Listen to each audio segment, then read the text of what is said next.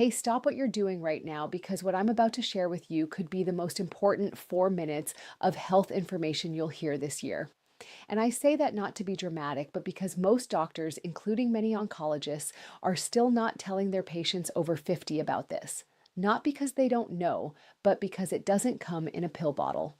I'm Dr. William Lee, vascular biologist, cancer researcher, and author, and I've spent over 25 years studying what actually prevents cancer at the cellular level.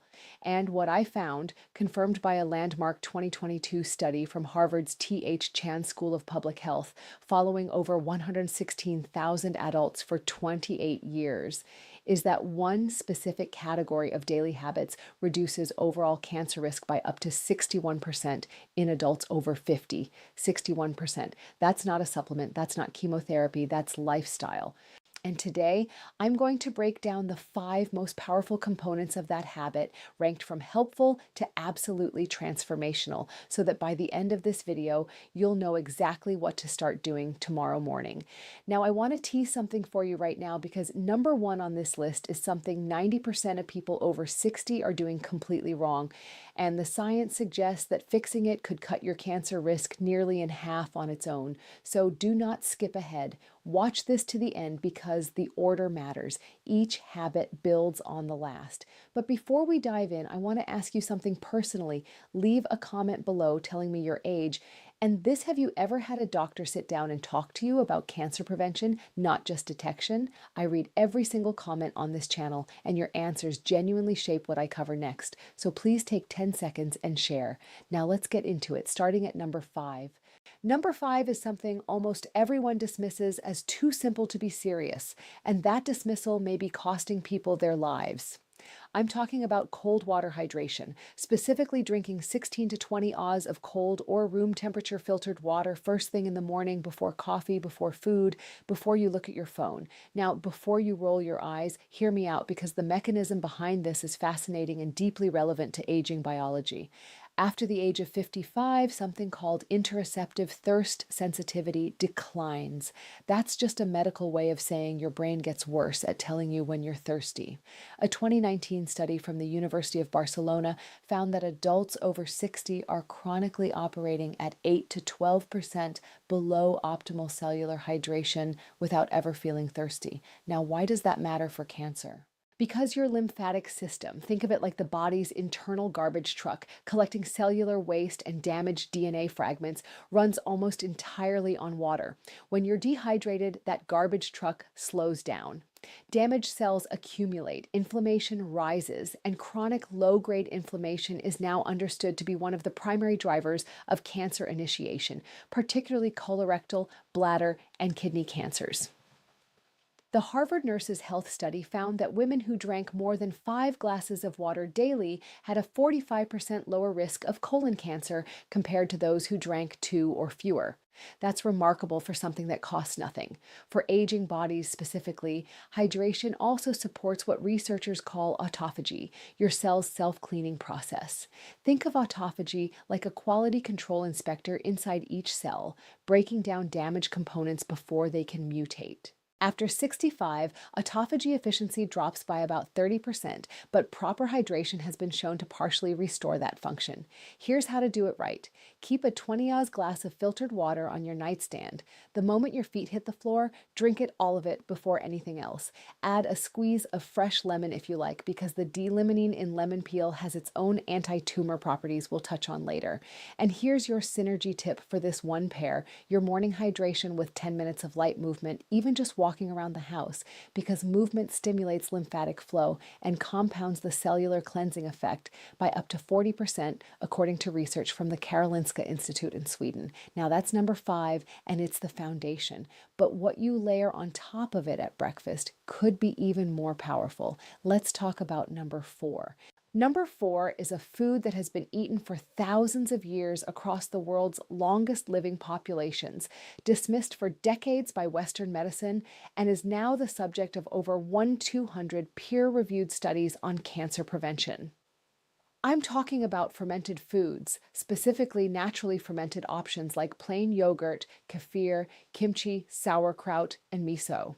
In 2021, a groundbreaking study from Stanford University School of Medicine, published in the journal Cell, found that adults who consumed high fiber, high fermented food diets showed dramatically increased microbiome diversity and a measurable decrease in 19 specific inflammatory proteins, several of which are directly associated with cancer progression. But here's what makes this especially critical for people over 50. After the age of 60, something called intestinal permeability increases. Your gut lining literally becomes more porous, a condition sometimes called leaky gut. This allows bacterial toxins called lipopolysaccharides to enter your bloodstream, triggering systemic inflammation that can act like fertilizer for precancerous cells. I had a patient, Margaret, 67 years old, from Asheville, North Carolina, who came to me with chronically elevated inflammatory markers, fatigue, and a strong family history of colorectal cancer. Her diet was actually quite healthy in most respects, but she had zero fermented foods. We added 2 servings daily, morning kefir and a small side of sauerkraut at lunch. Within 90 days, her CRP levels, that's C-reactive protein, a key inflammation marker, dropped by 38%. Her gastroenterologist was floored. She told me it was the first time in years she'd felt like herself again. The mechanism here works through something called short-chain fatty acids, particularly butyrate, which is produced when beneficial gut bacteria ferment fiber. Butyrate literally signals precancerous cells in the colon to undergo apoptosis. That means it tells them to die before they can cause harm. Think of butyrate like a security guard who quietly escorts the troublemakers out before any damage is done. Aim for 1 to 2 servings of naturally fermented food per day, not pasteurized, because the heating process kills the live cultures you need. Look for live and active cultures on the label.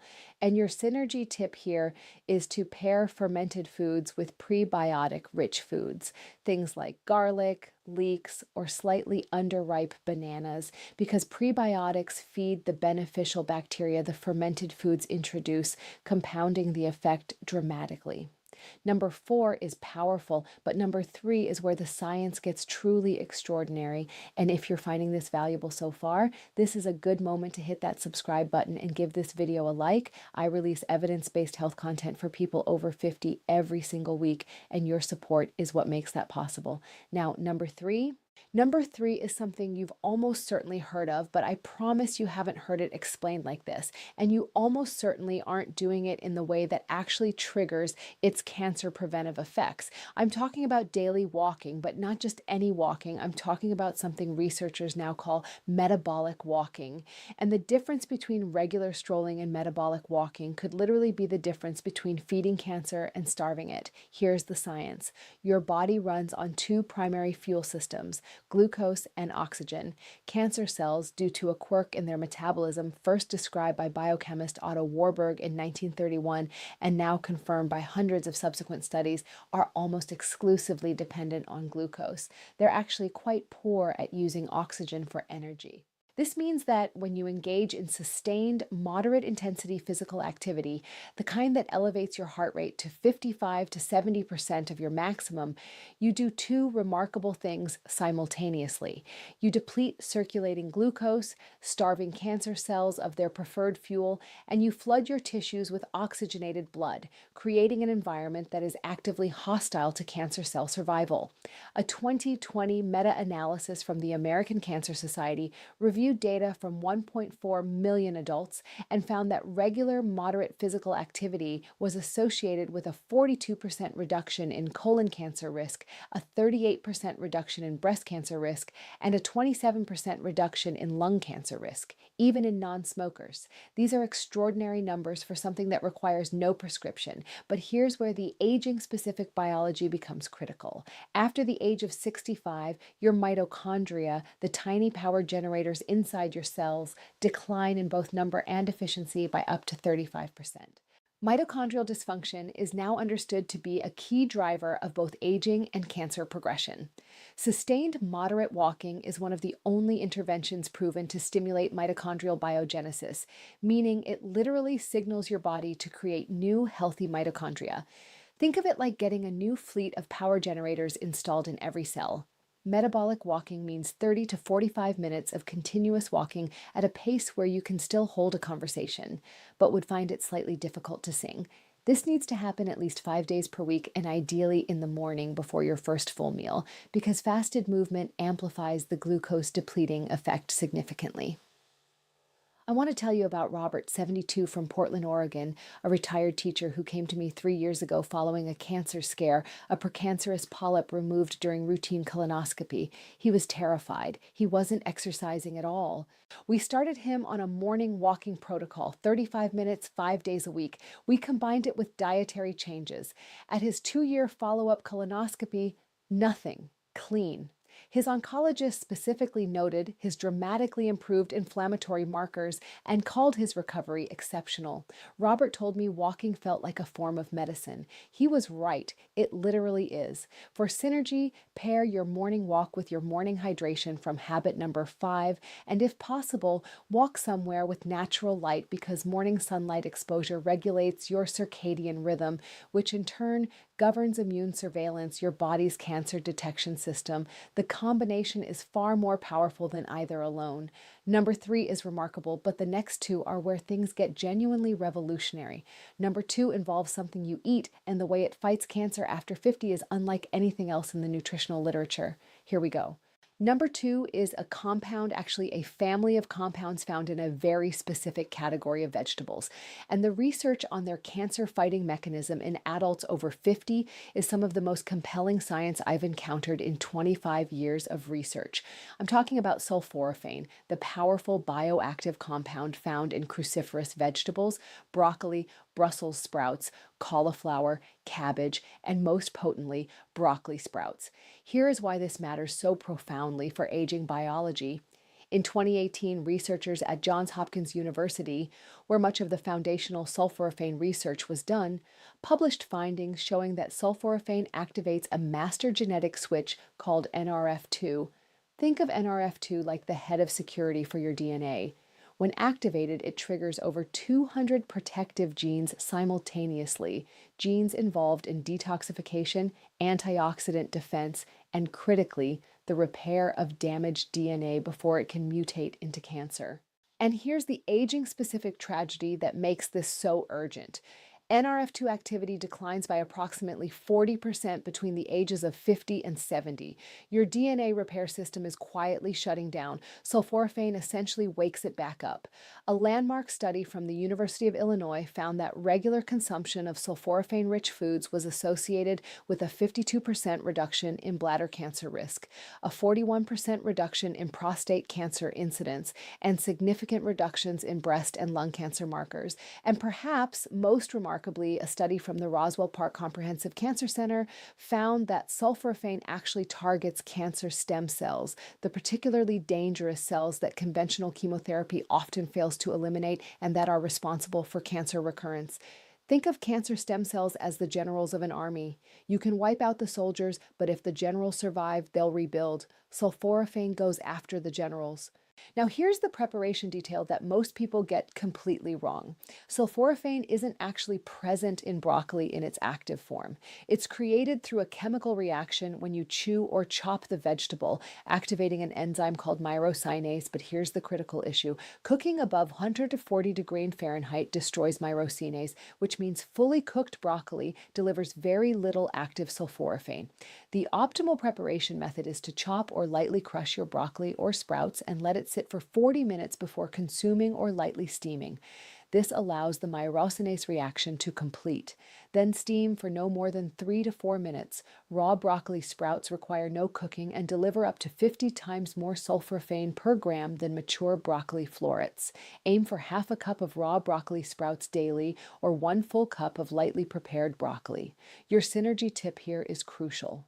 Pair your cruciferous vegetables with a small amount of raw mustard seed powder or raw radish. Both are independently rich in active myrosinase, and adding them to cooked cruciferous vegetables effectively restores the enzyme activity that cooking destroyed, increasing sulforaphane bioavailability by up to 4-fold, according to research from the Institute of Food Research in Norwich. This is number 2, and it is powerful. But what I'm about to tell you for number 1, the single most impactful daily habit for cancer prevention after 50, this is what the research has been quietly building toward and what most preventive health conversations never reach. This is the one. Number 1.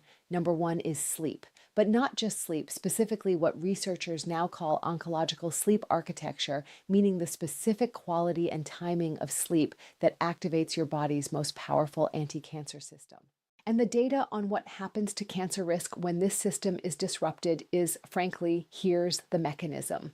During deep slow wave sleep stage 3 and stage 4, your brain activates the glymphatic system. This is a recently discovered waste clearance network, first described by researchers at the University of Rochester in 2013, that uses cerebrospinal fluid to literally flush toxic proteins and cellular debris from your brain and nervous system.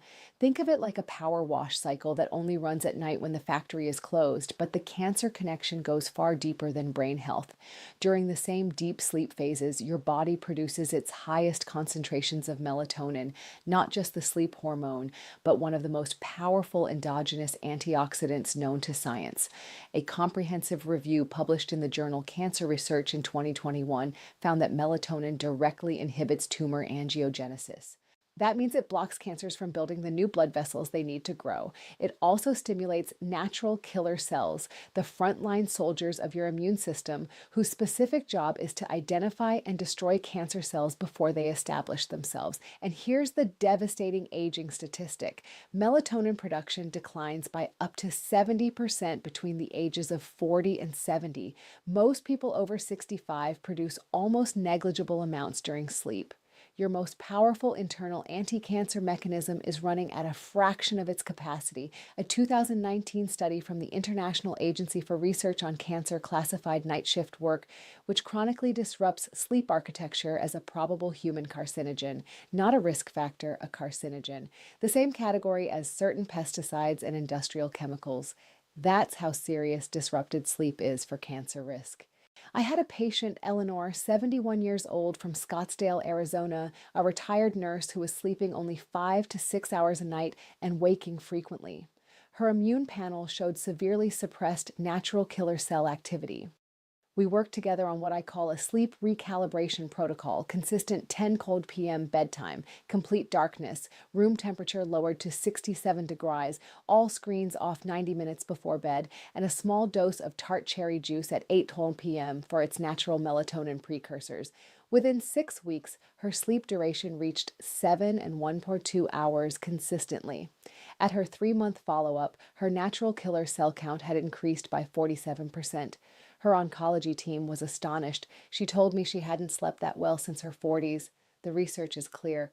Adults over 60 who consistently sleep 7 to 8 and 1-2 hours per night in proper dark, cool environments have cancer mortality rates up to 48% lower than those sleeping under 6 hours, according to a 20-year cohort study from the University of California, San Diego. This is not a minor variable. This is the master switch. To optimize your sleep for cancer protection, do these things without negotiation. Set a consistent bedtime and wake time. Even on weekends, your circadian rhythm does not take days off. Make your room completely dark. Even small amounts of light suppress melatonin in production. Cool your room to between 65 and 68 degrees Fahrenheit and avoid eating within 3 hours of sleep because digestion competes with the cellular repair work your body needs to prioritize overnight. Your synergy tip for sleep: combine your sleep optimization with daily morning sunlight exposure from habit number 3 because morning light anchors your circadian rhythm and directly increases your evening melatonin output. The two habits working together create a biological environment in which cancer struggles to take hold. All of the studies referenced throughout this video are linked in the description below. I encourage you to read them, share them with your doctor, and ask the questions that your appointments often don't leave time for. Here's what I want you to hear as we close. You are not too old for prevention. The science does not have an age limit. Whether you are 55 or 85, whether you've had a cancer scare or never given it a thought, your body retains a remarkable capacity to heal, to defend, and to regenerate when you give it what it needs. These 5 habits, morning hydration, daily fermented foods, metabolic walking, sulforaphane rich cruciferous vegetables, and restorative sleep, are not exotic protocols. They are the conditions your biology was designed to thrive in. They cost almost nothing, they require no prescription, and every single morning you get a fresh opportunity to begin. Your independence, your quality of life, your ability to be present for the people you love, that is worth 30 minutes of walking, a glass of water, and a bedtime. Don't let anyone tell you it's too late. The research says otherwise, and so do I. If this video helped you, please subscribe to this channel and share it with someone you care about. Every week, we go this deep into the science of aging well, and your support makes that work possible. And now I want to hear from you. Which of these 5 habits are you starting first? And what has been your biggest barrier to good sleep? Leave your answer in the comments. I read every single one.